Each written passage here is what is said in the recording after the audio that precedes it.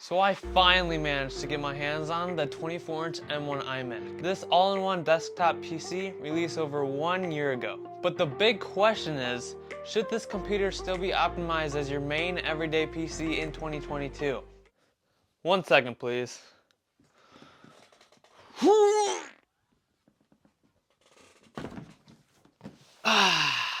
My name is Brad from Brad's Tech Reviews, and today I will be unboxing and reviewing the 24-inch M1 iMac in full detail. If you are new to the channel and you like what you hear about Apple's all-in-one computer, give this video a thumbs up. To start out, this M1 iMac comes in 7 different colors: green, yellow, orange, pink, purple, blue, and silver. This one right here. If you buy the base tier iMac, unfortunately, you only get the option of 4 colors: blue, green, pink, and silver.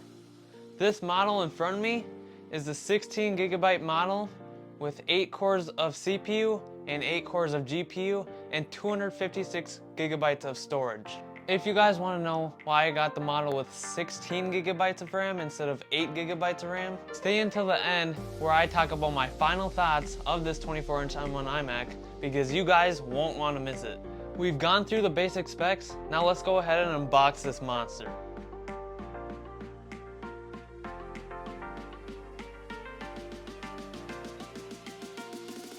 So here's the front of the box, here's the side of the box, and then the other side. And then here's the back. So you lay it down, pretty sure this way, because it opens like a treasure chest. Pull the 2 arrows out. That releases the iMac. I'm gonna carefully take this iMac out. Wow, this is nice. And now, this is your accessory box. Let's open the accessory box and see what we got. Alright, so I'm gonna pull one thing out one by one. First thing, you have the Magic Keyboard. Second thing,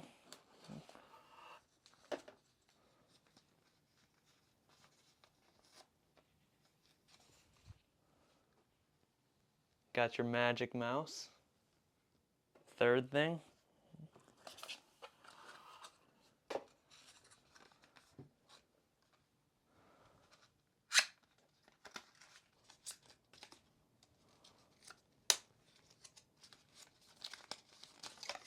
you got your power cord, plugs into the wall. Next thing, you got your literature.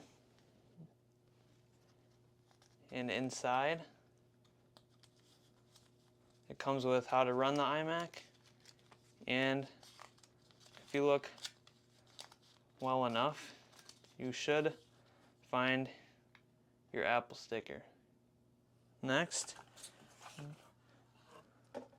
you have the power brick.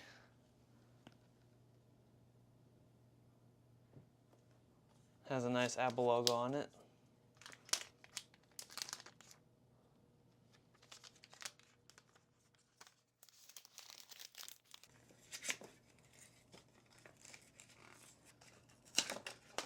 Go. And finally, last but not least, you have your Lightning to USB-C port. And the nice thing about this is it's braided too, so it's really sturdy and won't break on you easily throughout the years. Let's close the box and let's take a closer look at each of the accessories that come in this iMac box. It's time to experience the most satisfying part. Let's flip this around.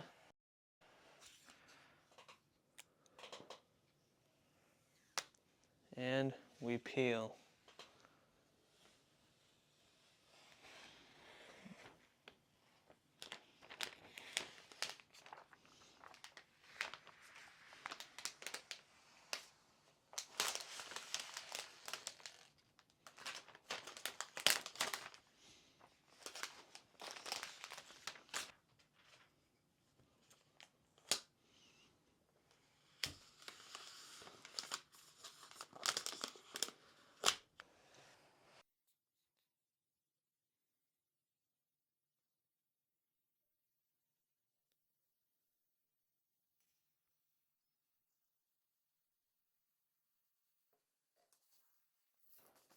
Oh man, look at this beauty. After unboxing this iMac, I forgot how clean this looks and feels in person, compared to seeing it unboxed on another YouTube channel on screen. It's actually insane how Apple managed to fit all of the M1 hardware into a super thin and sleek design without taking any shortcuts. The computer is basically in the chin. So let's take a closer look at the accessories. So this is the Magic Keyboard. Unwrap it. It's a nice, thin, sleek design. And if you look at the side, it goes from thin and all the way up to thick, and it kind of makes the keyboard raise off your desk a little bit, so it's just that much easier to type at that angle. A great feature about this Magic Keyboard is the fact that it comes with Touch ID. You can literally just put your finger on the Touch ID button, press it down, and it'll unlock your iMac. Or if you want to lock it or make payments with any of your Apple Pay or PayPal, you can just press your finger on this fingerprint ID and you'll make the payment. Next is the Magic Mouse. And although it doesn't have the best design in the world because the charger is on the back of the mouse, so pretty poor design, but even though that's the case, it still has a heck of a click and it feels really nice in the hands. And I just wish the arch would be a little taller so that it would fit in my hand better. But other than that, it's a really nice mouse and it feels really premium. Next, you got your power port. This is a big power box. It powers the whole iMac. On the side, it has a nice Ethernet port, and it has the other end of the power cord that plugs into the power box. And then you plug this AC outlet adapter into the wall, and that's how it powers the iMac. And this is what plugs into the iMac. It's a MagSafe port, and you should just be able to bring this close to the iMac and it snaps into place. For your accessories, you have your USB-C to Lightning port cable, and this can be used to plug your Magic Mouse or Magic Keyboard in to charge them. I love how Apple incorporated the color into all of the accessories based on what color iMac you got. I think that was a great touch. Even the color strap on the box, which is what you use to carry the iMac box around, is the same color as this iMac. That's paying attention to detail. Here is the 24-inch M1 iMac. Roll the clip.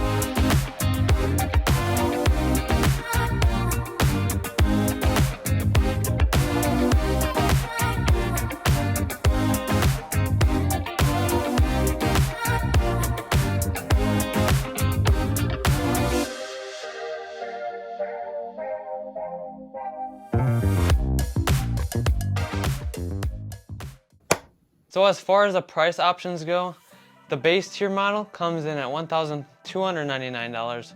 The mid-tier model comes in at $1,499. And the top tier model comes in at $1,699. And that doesn't include any add-ons or upgrades to the iMac. Once you start upgrading your iMac with more RAM and more storage, it starts adding up real quick. You can add on 2 terabytes of extra storage on your iMac for an extra $800. Cha-ching!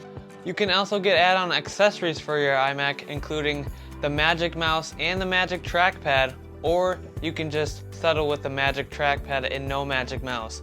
So it's $50 extra with the trackpad and no mouse, but if you want the trackpad and the mouse, it's $130. If you just want the mouse, it comes included at no extra cost. Another add-on you can get is the Magic Keyboard with or without the numeric keypad. So if you want the added-on keypad on your Magic Keyboard, it's an additional $30, But if you just want to go with the traditional style Magic Keyboard without the numeric keypad, it comes at no additional cost with the M1 iMac. Final Cut Pro is an option for adding onto your pre-downloaded softwares if you want a high-end editing software. And that's another $300 in Apple's pockets.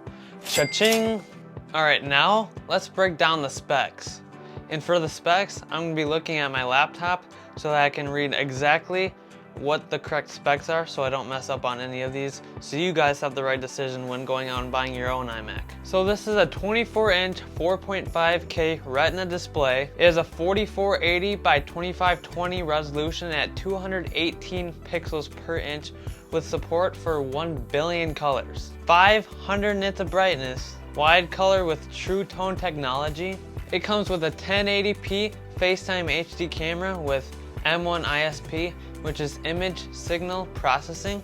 It's a full Touch ID built into the Magic Keyboard, 256 gigabytes of internal storage, 16 core neural engine, 16 gigabytes of RAM, which is the memory. This is nice in case you're working on a big project that involves a lot of tabs to be open as you don't have enough screen space. You can connect a secondary screen to your iMac such as an iPad, so you can drag windows from your iMac all the way to your iPad so you can have extra space and extra screen to be able to get your work done more efficiently. It has a 6-speaker system with force canceling woofers. It has wide stereo sound. It supports spatial audio when playing music with Dolby Atmos, which is surround sound technology for home cinema. It has a studio quality 3 mic array with high signal to noise ratio and directional beam forming, 2 USB-C ports, and 2 Thunderbolt USB 4 ports. This iMac also comes with a 3.5mm headphone jack. It comes with an Ethernet port equipped on the power brick for the computer, and it supports Wi-Fi 6 wireless networking with Bluetooth 5.0 wireless networking. The weight of this iMac right here is 9.88 pounds, which is 4.48 kilograms. The final spec is that this iMac supports Siri. Hey Siri, go get me some food. Is that the one you're looking for? Thanks. So now let's talk pros, cons, and neutrals. So when it comes to the pros, there's a lot of them. The first one is a big one, which is the accessories come included.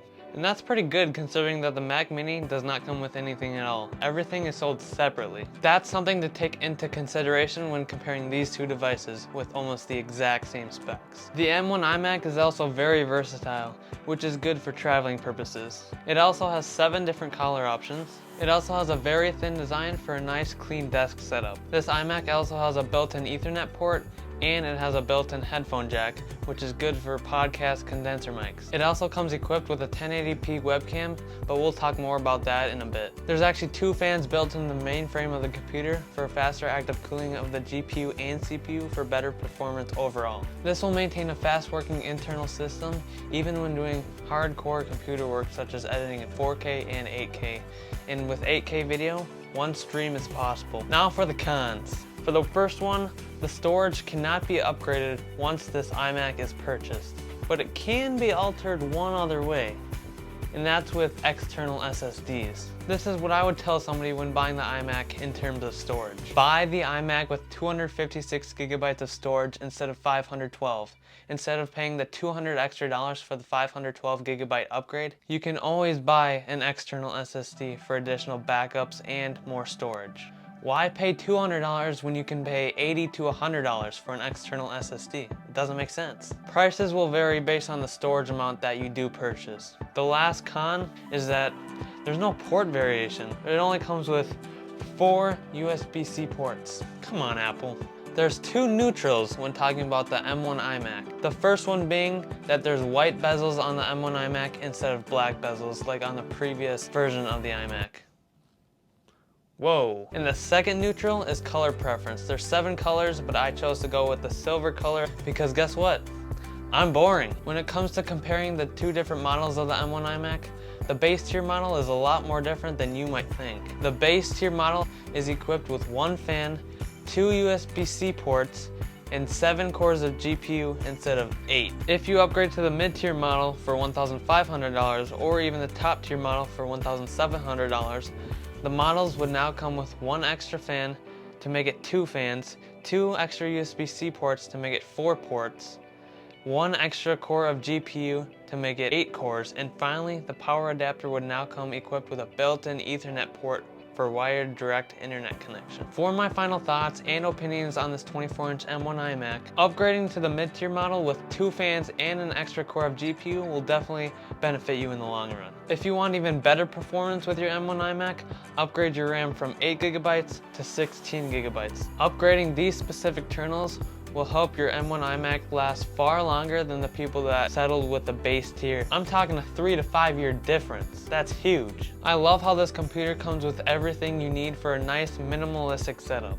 It comes with a mouse, it comes with a keyboard, and it comes with a computer built into the monitor. That's a deal. All of that for a pretty decent price. Another thing that I'm satisfied with is the fact that it has a 4.5K display. That's one step above your normal 4K displays. With that 4.5K display and color vibrancy, it really makes your screen just pop. The last thing that I'm satisfied with is the fact that it comes with a built-in 1080p camera. It's finally a good enough camera to be able to use as a face cam for your YouTube video live streams or your Twitch live streams, whatever you do. One thing that I'm not fond about is that it has a poor variety of ports. It has no USB-A ports, which is a port that I use on some of my other tech devices. Also, an SD card slot would have been a nice touch. Finally, one thing that you guys might not be satisfied with is the white bezels and the chin. Personally, I like the chin because it's a classic look for Apple's iMacs, as they've had it since they first started creating iMacs. Otherwise, it wouldn't look like an Apple computer, am I right? As for the white bezels, this is the first iMac ever with the white bezels, like I said earlier. After using this iMac for a while, I definitely got used to the white bezels and chin over time. And if I eventually got used to it, I know you will too. Overall, the M1 iMac is a device that you can't ask too much more for. I mean, sure, it has its flaws, but the positives outweigh the negatives immensely. In my opinion, there aren't really any cons that make or break the purchase of this iMac. As with anything, you're gonna have to give up one feature to get another that will most likely benefit you in the long run. So to answer your question as to if the 24-inch M1 iMac is still worth purchasing as your main go-to PC in 2022, well, we know that the new 24-inch M1 iMac probably won't be a thing until Apple releases their new M3 chips. As of right now, Apple just released their new M2 chip into the brand new remodeled MacBook Air and the MacBook Pro. I just heard that they're releasing the new M2 Mac Mini very soon. So we probably won't see the M3 chip for another 1.5 years. So to answer the big question, I would say yes. I would go ahead and purchase any tier iMac that best fits you, your budget, and your day-to-day computer applications that you use to get the job done. If any of you made it this far, I just want to say thank you for watching this massive video of me unboxing and reviewing this 24-inch M1 iMac, and I'll catch you guys in the next one.